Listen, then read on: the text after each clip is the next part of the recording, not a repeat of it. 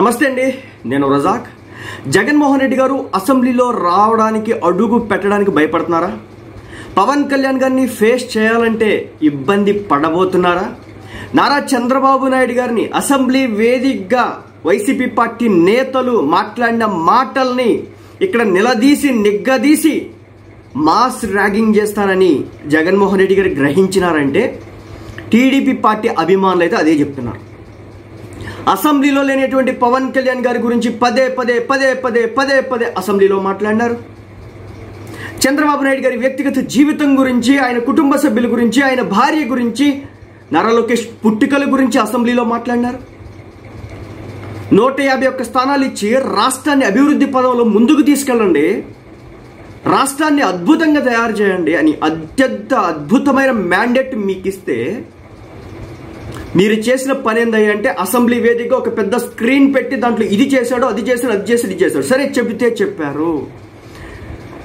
వ్యక్తిగత జీవితాల్లోకి వెళ్ళి మాట్లాడినారు కదా, వాటన్నిటినీ ఫేస్ చేసే దమ్ ఇప్పుడు జగన్మోహన్ రెడ్డి గారికి లేదనేది టీడీపీ పార్టీ కార్యకర్తలు, నాయకులు మాట్లాడుతున్న మాట. అసలు ఇదంతా ఎందుకు మాట్లాడాల్సి వస్తుందంటే ఒకే ఒక్క అంశం. జగన్మోహన్ రెడ్డి గారు పులివెందుల నియోజకవర్గం నుంచి ఎమ్మెల్యే అభ్యర్థిగా గెలిచినారు. ఇప్పుడు అవినాష్ రెడ్డి గారి చేత రిజిగ్నేషన్ చేయించి ఎంపీకి, అదేవిధంగా జగన్మోహన్ రెడ్డి గారు కూడా రిజైన్ చేసి, జగన్మోహన్ రెడ్డి గారు ఎమ్మెల్యే కాబట్టి ఆయన ఎక్కడ పార్టిసిపేట్ చేయాలి? అసెంబ్లీలో మాత్రమే. సో అసెంబ్లీని ఫేస్ చేసే దమ్ము లేక, చంద్రబాబు నాయుడు గారిని ఢీకొట్టే దమ్ము లేక, పవన్ కళ్యాణ్ గారిని ఢీకొట్టే దమ్ము లేక ఈరోజున రిజైన్ చేసి పార్లమెంట్కి పోటీ చేయబోతున్నాడు అనేది టీడీపీ వాళ్ళు మాట్లాడుతున్న మాట. మరి ఇందులో ఎంతవరకు నిజం ఉందో నాకైతే తెలియదు. కానీ అసెంబ్లీలో ఆయన ఎమ్మెల్యే కాబట్టి అసెంబ్లీలో అడుగు పెట్టకపోతే నెగిటివ్ ఇంప్రెషన్స్ స్పష్టంగా అయితే వైసీపీ పార్టీ నాయకుల మీద వెళ్తుంది, వైసీపీ పార్టీ మీద పోతుంది. చంద్రబాబు నాయుడు గారు 5 సంవత్సరాలు, దాదాపు 4 సంవత్సరాల పాటు అసెంబ్లీకి వచ్చినారు. ప్రతిపక్షంలో ఉన్నప్పుడు రావడమే కాకుండా ఎప్పుడైతే తన భార్యను అవమానించినారో, ఆయన అసెంబ్లీ వేదికగా ఏడ్చినాడో అప్పుడు మాత్రమే శపథం చేసినాడు అన్నమాట. ఇది గౌరవ సభ కాదు, కౌరవ సభ. నేను ముఖ్యమంత్రిగా గెలిచిన తర్వాత మాత్రమే ఈ గౌరవ సభలో అడుగు పెడతానని చెప్పేసి ప్రతిజ్ఞభూని చంద్రబాబు నాయుడు గారు బయటికి వెళ్ళడం అయితే జరిగింది. ఇదే విధంగా జగన్మోహన్ రెడ్డి గారు కూడా ప్రతిజ్ఞభూని నాకు 11 స్థానాలు మాత్రమే వచ్చినాయి, ఈసారి నేను 175కి 175 స్థానాలు గెలుచుకొని ఎమ్మెల్యేగా అడుగు పెట్టబోతున్నానని ప్రతిజ్ఞ పూనబోతున్నారంటే అది ఎక్కడ కూడా కనిపించట్లేదు. మొన్న ఏదైతే ప్రమాణ స్వీకారం చేసినారో ఎమ్మెల్యేలుగా, ప్రమాణ స్వీకారం చేసినప్పుడు కూడా జగన్మోహన్ రెడ్డి గారు ఎగ్జాక్ట్గా ప్రమాణ స్వీకారం చేసే ఆయన వంతు ఎప్పుడైతే వచ్చిందో దానికి 5 నిమిషాల ముందు మాత్రం వచ్చినారు.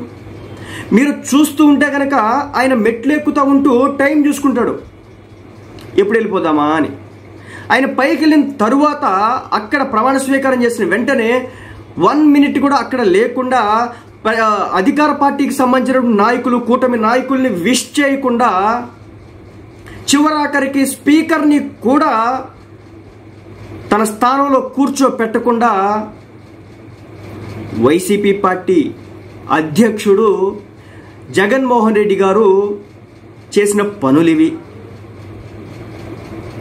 ఇప్పుడు అసెంబ్లీలో ఆయన ఎమ్మెల్యే కాబట్టి అసెంబ్లీలో అడుగు పెట్టడానికి ఇబ్బంది కాబట్టి, అవినాష్ రెడ్డి గారు ఇప్పుడు పార్లమెంటు మెంబర్ కాబట్టి, ఒక ఎంపీ కాబట్టి ఆయన్ని రిజైన్ చేపిస్తే కనుక ఆయన ప్లేస్లో ఈయన్ని జగన్మోహన్ రెడ్డి గారు ఎంపీగా గెలవాలని చెప్పేసి తహతహలాడుతున్నట్టు, ఉబలాట పడుతున్నట్టు అయితే తెలుస్తాను. ఇలా ఎందుకు చెప్పాల్సి వస్తుందని చెప్తున్నా కదా.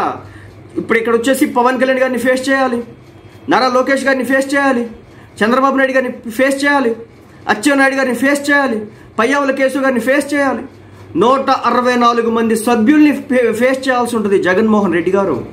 వాళ్ళకుంది 11 స్థానాలు మాత్రమే. అసెంబ్లీలో ఆనాడు చంద్రబాబు నాయుడు గారిని చూసి నవ్వినటువంటి నాయకులంతా కూడా ఈ రోజున అసెంబ్లీలో లేకుండా పోయినారు. జగన్మోహన్ రెడ్డి గారు ఒక మాట అన్నారు, నందమూరి బాలకృష్ణ గారు, అదేవిధంగా వాళ్ళందరూ కూడా ఆ రోజున తమ్మినేని సీతారాం స్పీకర్ పోడియం మీద ఉంటే మాట పెరిగితే మీరు 23 మంది కూడా లేరు, మేము తలుచుకుంటే మీరు అసెంబ్లీ బయటకు కూడా పోలేరని సంచలన స్టేట్మెంట్ ఇచ్చినారు. ఈ రోజున 11. ఇలాంటి మాస్ ర్యాగింగ్లన్నీ కూడా అక్కడ జరగబోతున్నాయి. జరుగుతాయి. మనం ఎదుటోడి మీద రాళ్ళు వేస్తాం, ఎదుటోడు పూలేయాలంటే ఎలా వేస్తారు? వేయరు కదా. రాజకీయంలో రాజకీయం చేయొచ్చండి, తప్పులేదు. కానీ ఇంట్లో ఆడవాళ్ళ శీలాల్ని సైతం శంకిస్తే కనుక ఏ భర్త ఒప్పుకోడు, ఏ కొడుకు కూడా ఒప్పుకోడు. ఆ రోజు నారా చంద్రబాబు నాయుడు గారిని, నారా లోకేష్ గారిని చేసింది అదే. పవన్ కళ్యాణ్ గారైనా తన వ్యక్తిగత జీవితం గురించి మాట్లాడినా వదిలేస్తాడేమో కానీ పవన్ కళ్యాణ్ గారి తల్లిని దూషిస్తే ఈ రోజున ద్వారంపూడి చంద్రశేఖర్ రెడ్డికి ఏం జరిగిందో మీరు చూసినారు కదా. ఈ రోజున ద్వారంపూడి చంద్రశేఖర్ రెడ్డికి ఏం జరిగిందో మీరు చూసినారు కదా. ఆయన ఆస్తుల మీద పగబట్టినారు. పగ అంటే నార్మల్ పగ కాదండి, అది ఏంటి 23 లక్షల కిలోలు, దాదాపు 23,000 మెట్రిక్ టన్నులు బియ్యం దొరికిందంట. పొల్యూషన్ కంట్రోల్ బోర్డు కింద చూస్తే ఆయన రొయ్యలు ఫ్యాక్టరీ ఏవైతే ఉన్నాయో అవన్నీ కూడా అనుమతులు లేకుండా విపరీతమైన పొల్యూషన్తో పోతున్నాయి అంట. అవి సీజ్ చేసినారు. 8 రోజుల్లో వివరణ ఇవ్వాలని చెప్పి కోరినారు. గంజాయి ముఠాలపై, దొంగ రేషన్ బియ్యం ముఠాలపై, అక్రమంగా బిల్డింగ్లు కన్స్ట్రక్షన్ చేస్తే కూల్చడాలపై ఉక్కుపాదం మోపుతున్నారు. ద్వారంపూడి చంద్రశేఖర్ రెడ్డి జనసేన పార్టీ నాయకులు ఆడబిడ్డల్ని కొట్టించినాడని చెప్పేసి పవన్ కళ్యాణ్ గారు ఆ రోజు మాట్లాడినారు. జనసేన పార్టీ నాయకుడు సందీప్, మన పంచకర్ల సందీప్ గారిని చొక్కా చిరిగిపోయే విధంగా ట్రీట్మెంట్ ఇచ్చినారు. వదిలేస్తాడా పవన్ కళ్యాణ్? తనని 100 మాటలన్నా సహిస్తాడేమో కానీ కార్యకర్తకు ఒక్క మాటన్నా కూడా సహించడు. తన తల్లిని దూషించిన ఏ ఒక్కని కూడా వదిలిపెట్టడం. మీరు చూస్తూ ఉండండి, పవన్ కళ్యాణ్ తల్లిని కానీ వ్యక్తిగత జీవితం గురించి మాట్లాడి ఏ ఒక్కడికి కూడా అసలైన సినిమా ట్రీట్మెంట్ ఉంటుంది. అలాగే నారా లోకేష్ గారి పుట్టుకల గురించి విమర్శలు చేసినారండి. అది అత్యంత దుర్భరమైన రాజకీయాల్లో వినకూడని పదాలు అవి. నేను చిన్నప్పటి నుంచి చంద్రబాబు నాయుడిని చూసింది వేరు, ఆ రోజు అసెంబ్లీ నుంచి బయటకు వచ్చిన తర్వాత ప్రెస్ మీట్ ముందు ఏడ్చినప్పుడు చూసిన చంద్రబాబు నాయుడు వేరు. వాళ్ళ రక్తం మరిగిపోయింది. అంత ఈజీగా వదిలిపెడతారా? వదిలిపెట్టరు కదా. జగన్మోహన్ రెడ్డి గారు అసెంబ్లీలో అడుగు పెడితే మాత్రం ఒక మాస్ ర్యాగింగ్ అయితే ఉంటుంది. మరి అది గమనించినటువంటి జగన్మోహన్ రెడ్డి గారు ఏమన్నా అసెంబ్లీలో అడుగు పెట్టకుండా పార్లమెంట్లో అయితే ఏముంది, టైం వచ్చినప్పుడు మాట్లాడాలా, ఏదో ఎంతో కొంత టైం ఇస్తారు, అక్కడ ఎదురుదాడి ఏమి ఉండదు. సో టీడీపీ వాళ్ళు వాళ్ళ పనులు వాళ్ళు చేస్తూ ఉంటారు, రాష్ట్రానికి కావాల్సిన అడుగుతూ ఉంటారు, అక్కడే ఎదురుదాడి చేసుకుంటారు, చేయరు కదా. సో అందులో భాగంగా ఏమైనా చేస్తున్నారనేది చూడాల్సింది. ఇప్పుడు ఇంకొక విషయం కూడా గమనించాలా. అసెంబ్లీ నుంచి అంట పులివెందుల నుంచి కుదిరితే వాళ్ళ వైఫ్ భారతిరెడ్డి గారిని కావచ్చు, లేదంటే విజయమ్మ గారిని కూడా నిలబెట్టడానికి అవకాశాలు ఉన్నట్లుగా వార్తలు అయితే వస్తున్నాయి. ఇవి 100కి 100% జరిగిద్దంటే నాకైతే తెలియదు. వైసీపీ పార్టీకి సంబంధించి సోషల్ మీడియాలో వీడియోలు చేసేటటువంటి కొంతమంది పెద్ద మనుషులు మాట్లాడినటువంటి మాటలే ఇవి. పెద్ద మనుషులు మాట్లాడే మాటలే ఇవి.